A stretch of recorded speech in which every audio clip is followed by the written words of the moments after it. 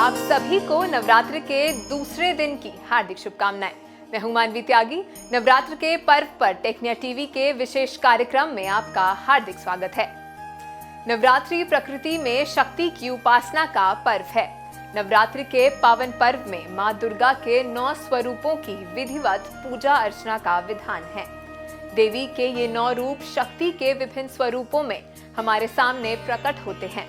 देवी दुर्गा के ये 9 रूप हमें न केवल आस्था और विश्वास बल प्रदान करते हैं, बल्कि जीवन के हर पहलू में साहस, धैर्य और समर्पण का मार्ग दिखाते हैं।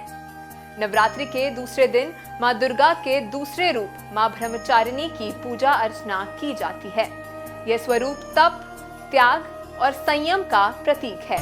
चलिए आज के इस कार्यक्रम में हम आपको इस दिव्य स्वरूप के बारे में विस्तार से बताते हैं।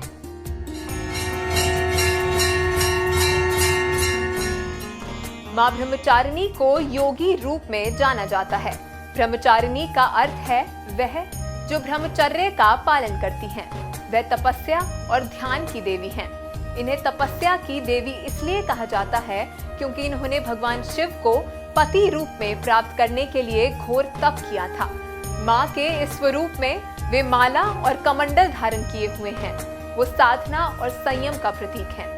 माना जाता है कि मां ब्रह्मचारिणी ने हजारों वर्षों तक कठिन तप किया, अपने शरीर को तपस्या के दौरान त्याग दिया और केवल भगवान शिव को पाने के उद्देश्य से ध्यान मग्न रहीं। मां ब्रह्मचारिणी का यह स्वरूप हमें जीवन में धैर्य, तप और त्याग के महत्व को सिखाता है।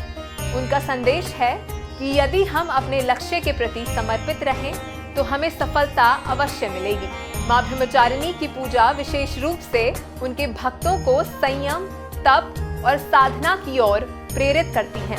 कहते हैं जो व्यक्ति सच्चे मन से मां ब्रह्मचारिणी की पूजा करते हैं उसे आत्मनियंत्रण और आध्यात्मिक शक्ति प्राप्त होती है।